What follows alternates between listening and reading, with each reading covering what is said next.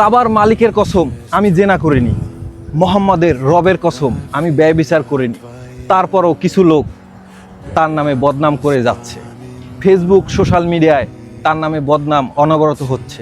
এই মানুষটা ইসলামের জন্য কি না করেছে, এখনো করে যাচ্ছে। একটা পরিপূর্ণ অপরাধ প্রুফ না হওয়ার পরেও মানুষগুলো কি করতেছে, তার নামে বদনাম করেই যাচ্ছে। আমরা পরীক্ষিত, আমরা দেখতেছি এই মানুষটা ইসলামের জন্য কি করতেছে, যুব সমাজকে কিভাবে শিক্ষা দিচ্ছে, আমরা নিজেরাও সেটা দেখতে পাচ্ছি। কিন্তু কিছু কিছু ইউটিউব ফেসবুক আর ব্যবসায়ীরা যারা ভিউ ব্যবসায়ী করে, তারা তার নামে বদনাম করেই যাচ্ছে শুধু ভিউর জন্য, ডলার কামানোর জন্য। কিন্তু আমরা কিন্তু দেখতেছি সে সমাজের জন্য কতটা গুরুত্বপূর্ণ, কতটা ভালো। কিন্তু তার এমন একটা অপরাধ এখন পর্যন্ত প্রমাণিত হয়নি। জাস্ট আমরা কিছু কথা শোনার পর তার বিরুদ্ধে কথা বলেই যাচ্ছি বলে